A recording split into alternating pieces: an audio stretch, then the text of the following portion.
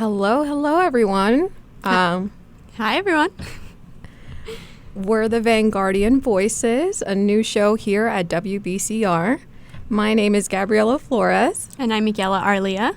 And we're both leaders of the Vanguard newspaper, which is Brooklyn College's student-run campus newspaper. I am the managing editor, and Gabriela is the editor-in-chief for the 2022-2023 school year. Yep, you heard that right. Women-led. Yeah? Yep. Yes, we are. Round of applause for that. And yeah, so thank you so much for everyone who's joining in and tuning in. This new show that is in collaboration with WBCR is just going to be featuring different issues that we worked on this fall semester and moving forward in the spring. So this first episode that we are going live for the first time for is going to be recapping our 11th issue of the fall semester, which will be out for print tomorrow. Yes. And to clarify, we are not printing so far this fall semester, but we are printing in the spring. So please keep a lookout for our physical copies that will be scattered around on campus. But yeah, before we start, we just wanted to give in a little crash course about the Vanguard if you don't know who we are yet. So Michela, do you want to take?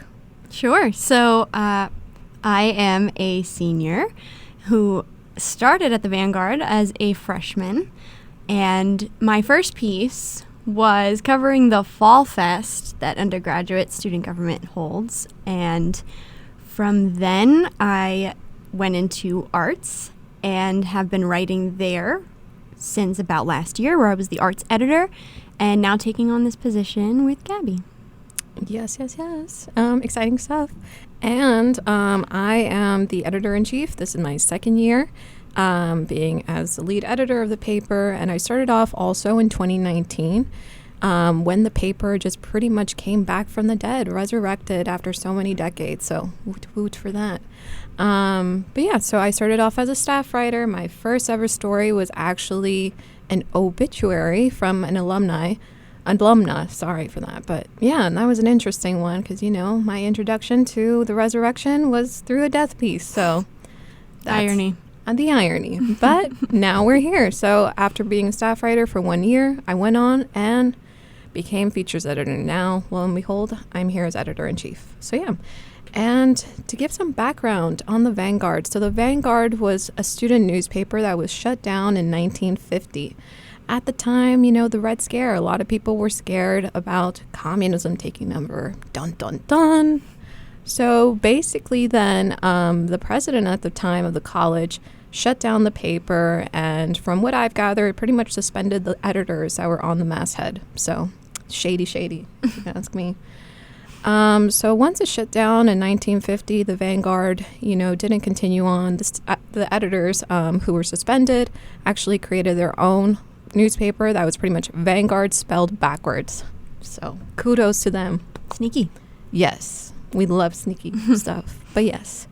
And from then, decades after, in 2019, that's when the Vanguard resurrected, and that's where we are right now, in 2022, 3 years later, and still going. Yep. And if you'd like more of that history, you can check out the bulletin board on Boylan Hall. It's got some snippets from very old issues of the Vanguard and how that came about today. So, yep. I think it's time we get into the issue. Woot woot. Issue 11 of the fall semester. And so the headline story of the issue is CUNY Raises Big Money. That was written by a staff writer, Shlomi Katosh. And this piece covers Giving Tuesday. So Giving Tuesday is an annual fundraiser the Tuesday after Thanksgiving, where pretty much anywhere you go, you'll find some kind of fundraising efforts or programs, just raising money for whatever organizations they're a part of. Yep. Always got to raise the funds, you know, make that money wherever possible. But yeah, so CUNY really made a lot of money this year, and it's been a trajectory that they've been getting a lot of money, a lot of donations. This year they've raised more than $3 million for students. And this was where 28 campuses, including Brooklyn College, participated in. So that means that different organizations on these different 28 campuses pretty much, asked and reach out to alumni and different supporters of CUNY to just donate and give as much as they can. Here at Brooklyn College, the Magna Career Center, the Cancer Center, and the Kerry Roberts Scholarship Fund were the top 3 organizations that raised the most money. So, a round of applause. Woot woot. And CUNY's Giving Tuesday total amounted to, drumroll please, $3,186,654. So yay, CUNY. Yeah, no cents. No, it was even. You don't usually find that. Oh, yes. But yeah, so great stuff there. And this is actually the 4th consecutive year again that CUNY has been raising record high donations. So that was our cover story, or that is our cover story for our issue that's coming out tomorrow. All right, moving on. We are going to dip into our features section with our lovely editor, Serene Sarsour.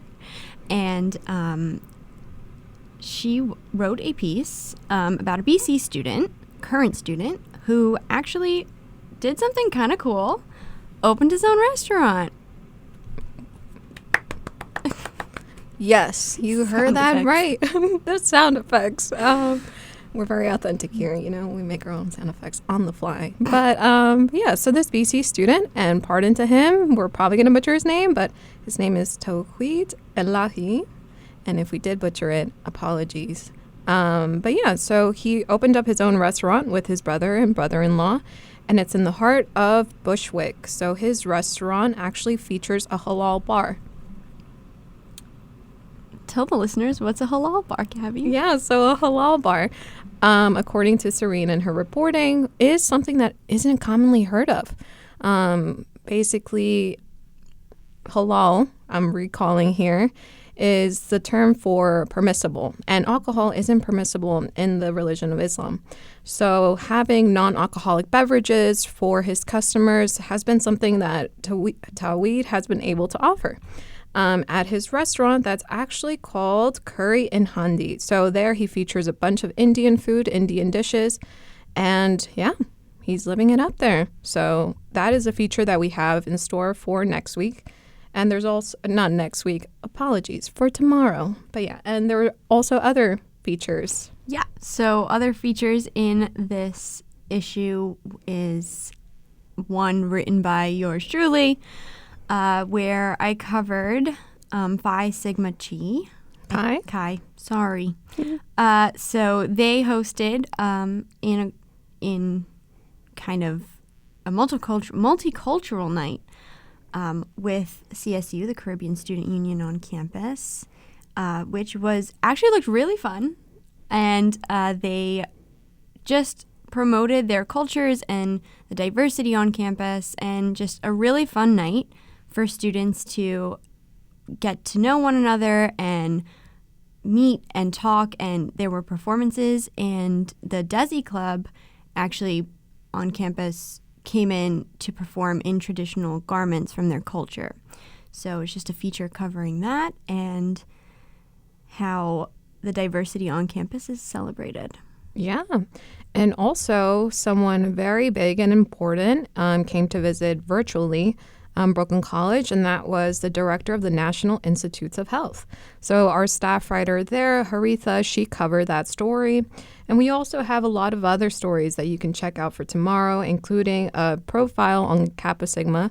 That is a fraternity here on campus. There's so much more, including an event that also covered delving into one of the genocides that is occurring right now against an ethnic group. So definitely check that out. If you're interested in reading more, you can give us a read at vanguard.blog.brooklyn.edu. Shameless plug. Sorry about that. But yeah, so the third story. Our third story that we're going to highlight is arts, and our editor there for that section is Samia Afsar. And she did a review of the theater department's production that just closed, I believe, right before Thanksgiving, called Effing A. for explicit purposes for the radio. We cannot say the entire name. But that piece covered the run of that production, which was directed by alum Dennis A. Allen II, a play written by Susan Laurie Parks, and covers what Samia quoted as a potentially doomed future. So the piece goes on to talk about how a lot of issues that are present today in society are highlighted in this show, and how even though it was a bit uncomfortable to watch, it was necessary due to the connection to today. Yeah, how tangible that this doomed future can happen in America. So if you want to give that a read, definitely check out again tomorrow's issue. And now delving into sports, we have a piece by our sports editor, Owen Russell. He covered the esports club here at Brooklyn College that just started this fall. And though they just started earlier this fall, they've already accumulated 300 members on their Discord. So they're really popping off. Yeah, and they're going on to do some interesting competitions against other universities. I mean, it's the first time I've heard of the esports in college. So that's pretty cool that Brooklyn's making some waves. Yeah, definitely. And also to contextualize a bit, so if you don't know what esports are, it's just basically competitive video gaming. And now the club, the club is actually making some demands for the college to support them. And Owen spoke with the president and founder of the club, which was Xander Raff. So Xander was pretty much talking about how they are proposing to have at least 10 to 15 computers, a physical space here on campus, and additional funding to find another coach that can help them, better compete in these competitions. So those are some of the goals that they have in mind and some of the demands that they have in mind for the college to support them as they continue on. So again, check it out tomorrow. That's coming out tomorrow if you want more on the scoop. Yep. And also in sports is our weekly recap, which you will always find in our issue so long as there's sports games going on. This week, we recapped the sports on campus from November 28th to December 4th, which included women's and men's basketball as well as women's and men's swimming. So you can check that out, written by our sports editor, Owen Russell, and our editor-in-chief, Gabby. Yes, you heard that right. And also in this issue, we also have, we also have in the news section a recent visit from Councilwoman Shahana Hanif, who is a BC alumna. She came back to describe, how she got into her seat at New York City's council. And she represents District 39, which includes Park Slope and other neighborhoods in central Brooklyn. So Shahana really delved into how she was active here on campus during her time. She graduated in 2014. And she really found one particular place here on campus her home, and that was the Women's Center. And that's exactly where she returned to last Friday to talk more about her journey as a city council member. So, yeah, if you want to read that again, check out tomorrow. We'll also highlight something else in features, a piece that we have about students wrapping up the fall 22 semester, which is kind of crazy, kind of bittersweet. It went by really fast this semester, and just getting student account and, especially because there was such a great turnout with all the clubs and organizations on campus this semester, considering mainly everything's back in person in full swing. So it's a nice reflection on what students have been up to this semester, what they plan on doing for the following semester, and finally getting that sense of community back on campus. Finally, yeah. And so now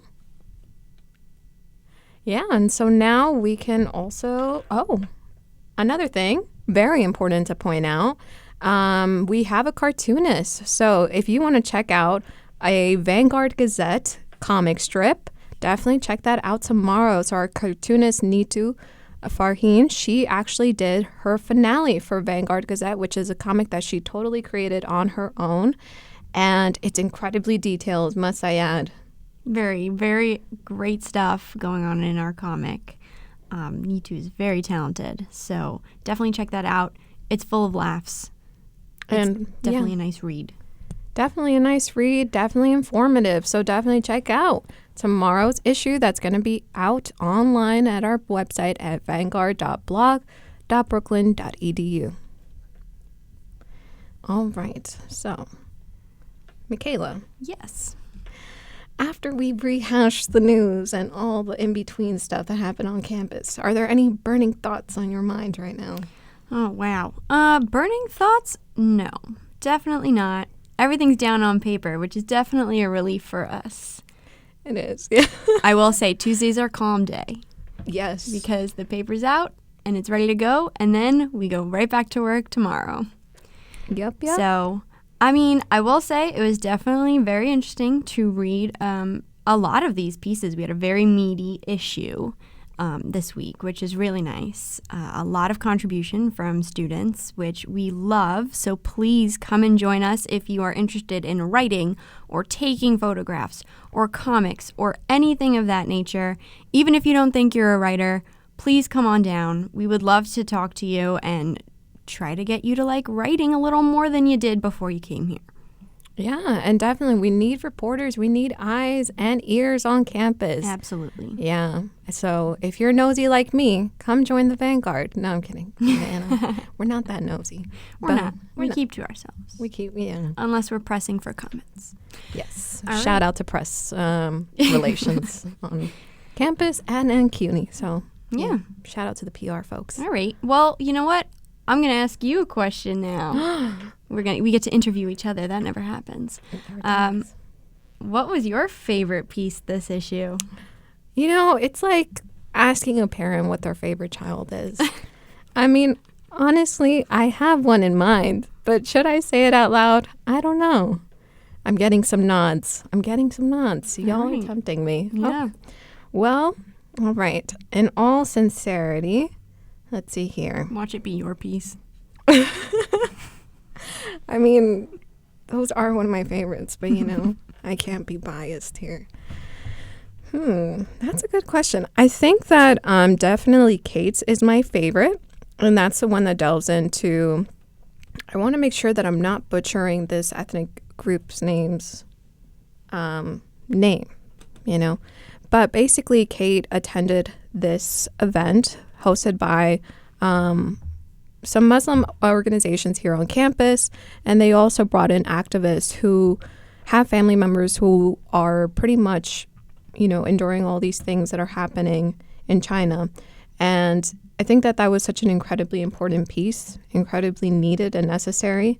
And again, I wish I could pronounce, you know, what the ethnic group's name is, but I have a feeling that I'm going to butcher it. So that has to be my favorite piece overall, just because of how important it is. But yes, Michela, how about you? That was a really good piece. Since you took that one, I'm going to say a different one.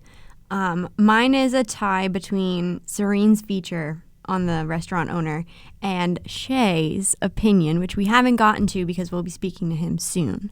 But I will say that the piece from Serene was very inspiring, very fun to read, and it's really nice to see people our age doing some big and great things. Yeah, and that restaurant owner, BTW, he is 20 years old. Yeah, 20 years young. 20 years young. Emphasis on the young part. Yeah. I know. What are we doing with our lives, right? Yeah. It's a great thing. It's awesome that, you know, they tackle on these big projects and it works out. It works out. And, you know, we were wishing him the best here at the Vanguard. So yes, we are. Yeah. And yeah, so we're actually in our next segment going to be talking with two section editors, or one section editor and one incoming section editor. And Shea Stevenson and Radwan Farraj will be joining us for our second segment. I'll speak to you in a bit.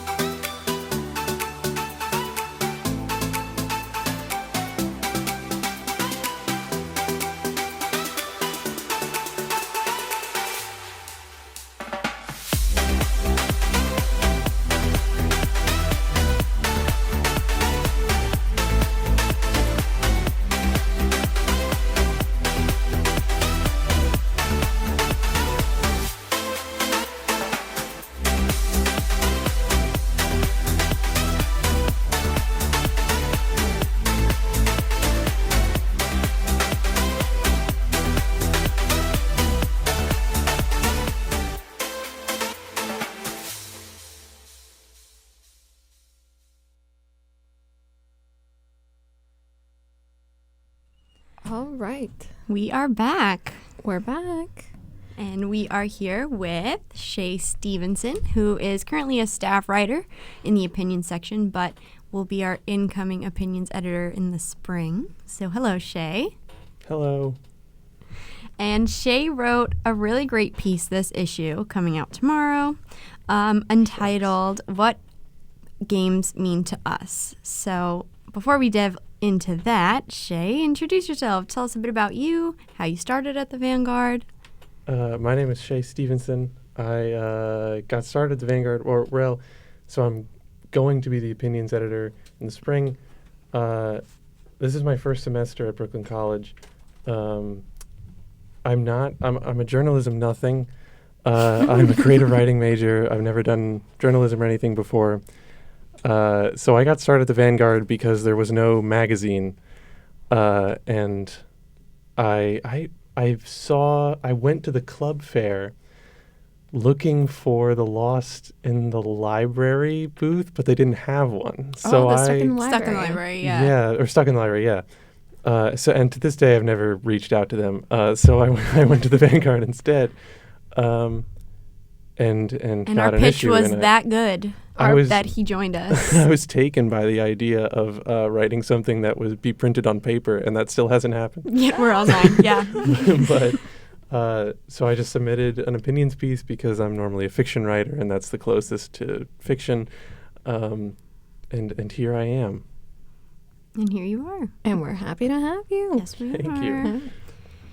All right. So Shea writes some really great pieces with opinions and thoughts that you really wouldn't come across in your day-to-day conversation, which is very refreshing. So talk a bit about your latest piece, how the idea came up, what went into writing it, all of that fun stuff. It's interesting to me that you say that these things wouldn't come up in conversation. Perhaps not to you, but right. Well, unless you bring them to me and we talk about it for an hour. These are the sorts of things that I do talk about. So this article is about the American culture surrounding games and specifically sports, and how I believe there is no meaningful distinction between sports and any other types of games. This is this meaningless social distinction that we've made, and it's a fascinating one. And that idea has been, I think, following me since I was, probably like elementary school, because I'm from a family that, I'm literally named Shea after Shea Stadium. Like, my dad is a Mets fanatic. My brother plays baseball in college. But I was always like the nerdy kid who I did baseball in elementary school, but I quit fairly early on, and I think that was because I had a perception of I'm not the kind of person that plays sports. That's a different kind of person. And I think a lot of people have that perception. And I think it also goes the other way of growing up playing things like Dungeons and Dragons and convincing my jock brothers to play it with me before they really knew that they weren't supposed to. So that we both had this sort of bleeding of like, I was someone who played quote unquote nerdy games, but I had this understanding of sports, whereas they played sports and the nerdy games sort of wholeheartedly. And I'm just endlessly fascinated by the sociology around games and all that, and how massive games are in our life if you just look around and wait for them to approach you. Yeah, that's true. And you brought up something in your piece about mascots and team logos being animal-based. Right. Yeah. So the article starts with an anecdote where a teacher once was describing Mesoamerican ball games, and in describing the things that they would wear, sort of mysteriously, she commented that perhaps they were wishing to embody the spirits of these animals when they played, that they were wishing to embody the qualities of these animals. And that really took me aback, because that's definitely not how we think about doing the exact same thing today with, say, the Carolina Panthers. I bet if you went to that team and said, are you wishing to embody the characteristics of a panther? Perhaps they would say yes if they thought about it for a while, but it's certainly not how we understand it. that this idea of religion and spirituality as opposed to mundanity is like religion was such a huge part of people's lives in ancient times that I would assume if we're being empathetic to the people of the past that that didn't feel religious to them in the way that it would to us, that was just how it was, and to a certain extent or something. Yeah. Profound thoughts. And I loved your comment too about like the comparison like to the Bulldogs here, the Brooklyn Bulldogs. Mm-hmm. It seems like a matter of course, like that it's an animal, that's just sort of how it is. Like I come from Croton, where we have the Croton Tigers. I don't think like it's so interesting that people seemingly across history just associate animals and sports. And I don't think at this point it's just this understood thing. Sports teams are named after animals, but I don't think we're trying to be bulldogs. Bulldog is a weird animal to pick if that's the goal. Yeah. Ladies and gentlemen, Shea Stevenson making you think.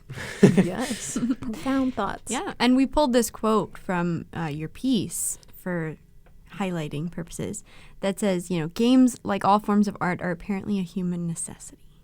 And it just drives the point of your piece home. And so thank you for this great addition to our issue. Thank you. And I'll leave you with one more question, since you will be our incoming opinions editor in the spring.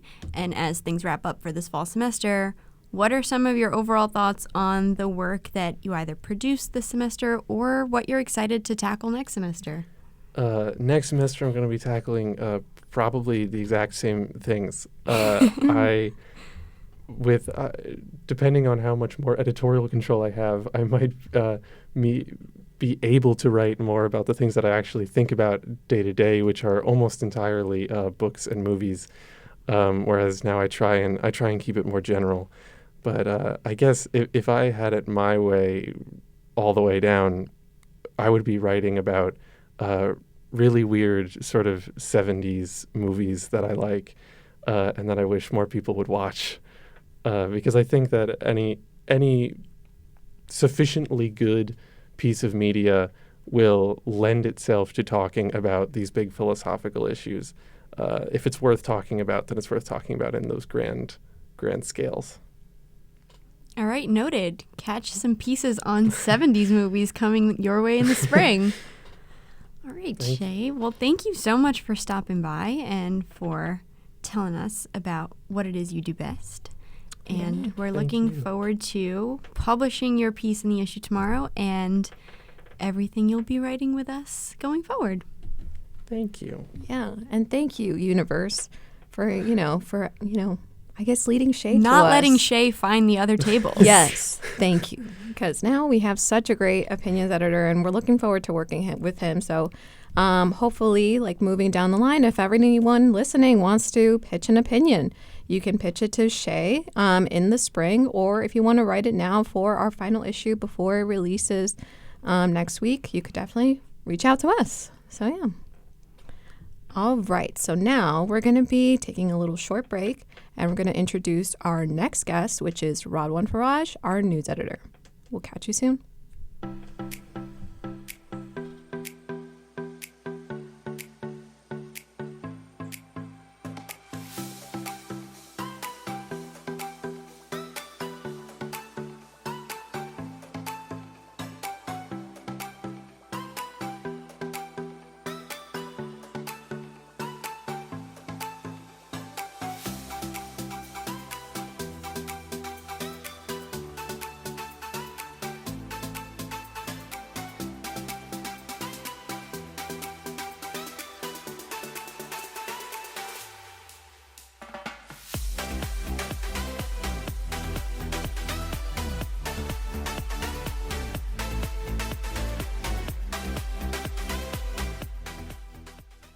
All right, beautiful people, we are back. And we're back here with Radwan.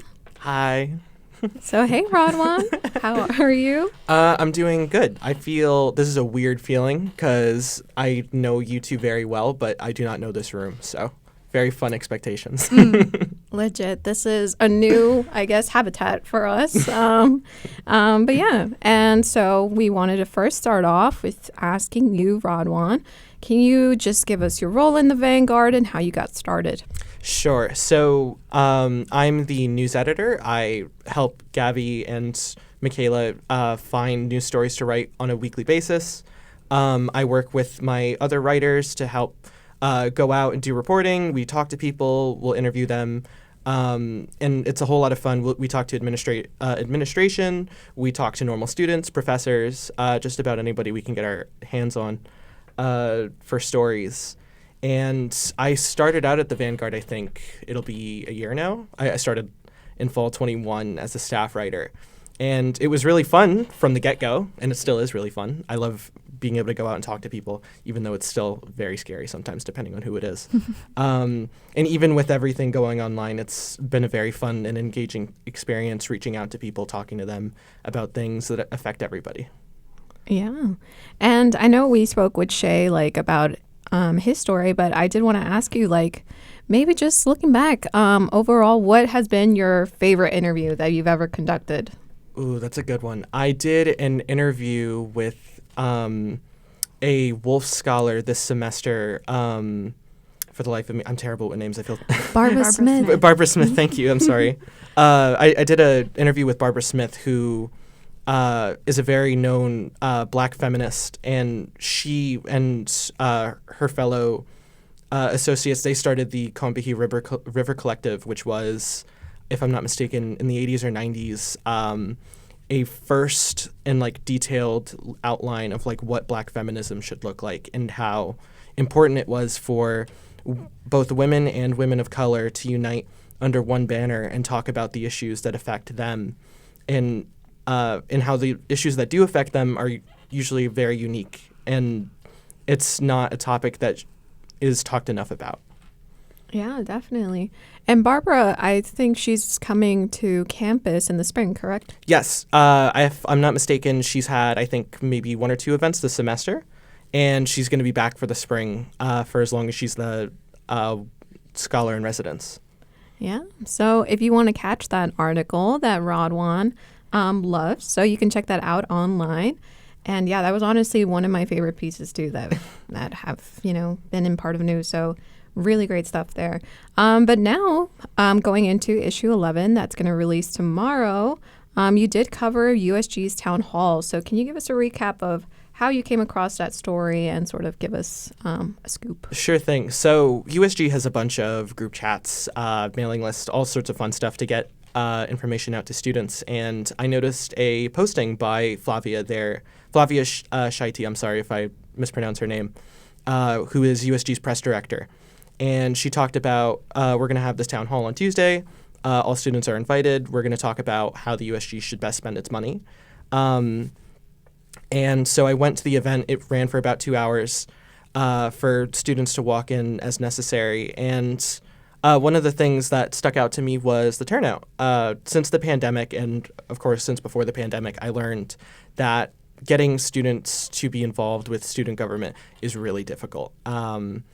This semester, this is the first town hall in person since everything went online. And as I understand it, even though USG might have problems here and then with student turnout or student participation, they still talk to students a lot, whether it be through those group chats, those mailing lists, or even just face-to-face conversations. The USG is constantly trying to gauge how students are feeling. So, the town hall, as nice as it is to have students in one place, it's also understood by them that Brooklyn College is very much a commuter school, and like other CUNYs, it's hard for students to dedicate so much of their time on one thing. And even during the semester, they've still had a bunch of other successful events. I believe they've had 1 or 2 movie nights, and they had a celebration bash at the beginning of the semester for incoming students. That went well. And I think there's one more event this semester on Reading Day, which is a breakfast with administrators for all students to attend. Yeah, interesting stuff. Yeah, and to clarify too, so no students outside of student government attended this town hall, but yeah, so USG senators did speak. Yes. So even though no students showed up, there were still plenty. All the USG senators who were required to attend showed up, and they did speak about certain things that were on their minds. Some key ones that were brought up were issues with campus elevators being inconsistent. Some students talked about having a new form for the cleared for passes, kind of like the Omni stations in the subways and on buses, right? And another senator even brought up having monitors outside of campus entrances to talk about like local transportation times, like on the buses or the trains. Yeah, and we got a big nod from right here, our board op, Mr. Luis Flecha, about the elevators. I guess some people have some horror stories of getting stuck there. I got stuck in one. In the one in Boylan, I got stuck in it for... It's always the one in Boylan. Yeah, it's always the one in Boylan. I got stuck in it, I think, for about 5 minutes last semester, early in the morning. And there were about 5 or 6 of us in the elevator kind of eyeballing each other as we got stuck between the floors, and then eventually it let us out and we all ran. Oh, flashed. What is it? Life flashed before your eyes. Yeah. It's like it's suddenly it's like, you know, I've never felt so close to like a group of a random 5 or 6 people before. PSA: take the stairs in Boylan. Take the stairs if you can, you know. But yeah, and we wanted to ask you too, like overall this fall, what are your thoughts of the work that you produce and, you know, the work that you've produced alongside the colleagues on the news section? Mm-hmm. So this being my first semester as the news editor, lots of responsibilities that I didn't have in the last year. And I think what characterizes it the best is the amount of teamwork that I've had to do. More than ever, I've had to work closely with Gabriela and Michela over all the work I do, whether it be small or major. And it's something that I like having, you know, something that I can think about week by week. It's like, all right, I get to talk to these same like 10 people or so about things that concern me on campus. And we all get to talk about how it could change, how we could bring people's attention to it. And, you know, just in general responsibilities. It's fun having to, it's fun not only working with people, but also like managing people. With the 2 writers that I work with, it's fun navigating, all right, what stories are going to be written, who's going to write it, what progress is being done, when is like this draft going to be, and stuff like that. Yeah, definitely. It's always a team effort with news, and especially it's like, I think a professor once said it best, it's like you want to make sure that you get news when it's fresh. It's like fruit. It's weird. Yeah, so... and generally speaking, like in this last issue for the fall, is there anything that you really want to delve into before, you know, we seal the deal for the fall? Ooh, right before the fall ends. I mean, I'm graduating next semester. I know several other people in this room are also graduating with me. Mm-hmm. I know it may be, I don't know how important it is to like anybody else, but like I keep thinking about enrollment.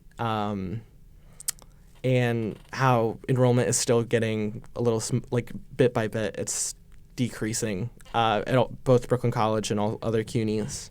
And, you know, like, on the one hand, like, it's nice to know that I'm going to be leaving this place in a few months. But on the other, it's like, I kind of don't want to see it go. And, you know, looking around me, it's like, I'd love to see more done with Brooklyn College and to see it, you know, like, revitalized like it was before the pandemic. Because let me think, I came in... what was it, fall 2019? Yeah. And so, you know, we spent like 2 years online. So, I don't know. I hope the experiences that I had online are not shared by people incoming. True. That they just pretty much get the whole on-campus experience. Yeah. Yeah, definitely. Well, yeah, and that was Radwan. Thank you so much, Radwan, for coming in. Thank you for being here. Yeah.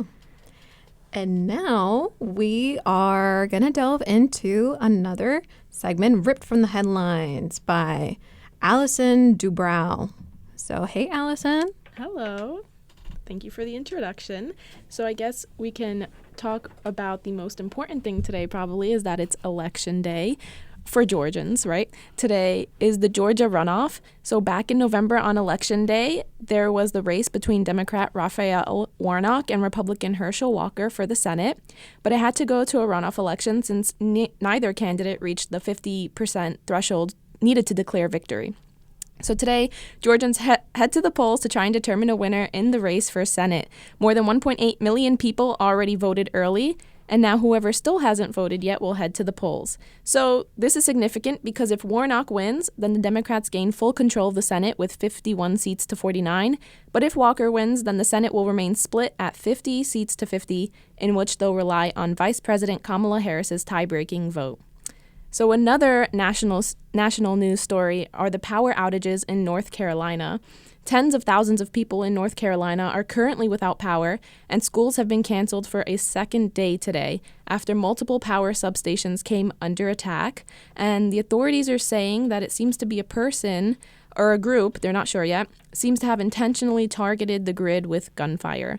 So this is affecting the people in North Carolina. They don't have power, and the traffic lights were out, and now temperatures are dropping there and people don't have heat. So hopefully they can find out who did that soon and hold them accountable, and hopefully everything gets good again for people in North Carolina. Moving on to international news, though. The protests in China, local governments are beginning to loosen up COVID-19 restrictions in major cities like Beijing and Shanghai. There have been widespread protests to get the government to put an end to the country's zero COVID policy. So now people are not required to show a negative COVID test in order to use public transit or when entering things like pharmacies, parks, or other tourist attractions, which is kind of, looking at how far we've come after the pandemic. They're still having to show negative tests just to travel anywhere. So, the people have been protesting about that. And while officials are loosening their stance, the COVID policy still exists with no end in sight. I believe officials might be meeting later today to talk about it. And I know that the United Nations has said that China's doing a good thing by loosening these restrictions because the countries should listen to what the people want. So we'll see how it goes for the people in China. And in other news, protests in Iran. Since Mahsa Amini's death on September 16th, the people of Iran have been protesting, and so far more than 470 protesters have been killed, and more than 18,000 have been detained, according to human rights activists in Iran. However, the status of the morality police is still unclear. Even though Iran's attorney general announced that they would be disbanded, we still don't know if that's actually true or not, and the demonstrators still seem to want a change in regime. So yesterday, protesters launched a 3-day strike, and many people shut down their shops in cities across the country. And I guess it's interesting to think about China and Iran. The loosening of the COVID policies and in Iran with the morality police. Even though the government says one thing, it's interesting that it's probably a different story for the people there. So, we have to keep an eye on those stories and see how it plays out for them. And then we can move on to maybe something a little more exciting for people, I'd say, the World Cup. I'm still sitting in class, this past week, and everyone has it on their computers, tuning in. So it's disappointing news this weekend for the Americans, right? The U.S. lost to the Netherlands. The score was 3-1. Yesterday, Japan played Croatia, and the game was tied at 1-1. So they went to penalty kicks, and Croatia won in penalties 3-1. And Brazil beat South Korea 4-1. So seems like Brazil flew by. It was kind of easy for them, I guess. I didn't watch the game, but... And today, Morocco is playing Spain. I'm not sure. I think last I checked, they were still playing, and it was still tied at 0-0. So I think they might be going to penalty kicks if they haven't already. And later today, Portugal is playing against Switzerland. So if you are interested in soccer, make sure to tune in to that. And I guess that's it for the headlines. One more other significant thing is that Kirstie Alley, sorry, I think I might have mispronounced her name. She's the Emmy-winning actress. She starred in Cheers and other movies. She died at 71 years old. Well, she was 71 years old. She died from cancer, unfortunately. So that's it for the headlines. Yeah, and thank you, Allison, for giving us the news. Yeah, thanks so much. Ripped from the headlines. Ripped from the headlines by Allison Dubrow. And we also have an update. Morocco won. Oh, wow. There we go. Thank you. Thank you. Yes. Yeah, so you caught that. If you didn't see it right now, I mean, we delivered the news for Live. you. Live. Real time. From WBCR. Hell. Okay, anyway. So thank you. And now we're going to be delving into the final minutes of our first episode here at WBCR. And next episode, we're going to be recapping issue 12. That's going to release on Wednesday, December 13th. Yep, and you can catch issue 11 tomorrow online at our website, which is vanguard.blog.brooklyn.edu. I'm sorry, it's a mouthful. Yeah. If you can make a mixtape out of that and send it to us, that'd be really great. We'll use it as our outro music for the new show. Yeah. Yeah. Spice it up. Yeah. Well, we want to thank everyone for listening and tuning in, and catch us next week. And thanks to our board op, Luis, supplying us with facial expressions and commentary. Yes. And you could catch Luis and his team, the Get Back, in the next hour. So yeah. Thank you, everyone. Thanks for listening.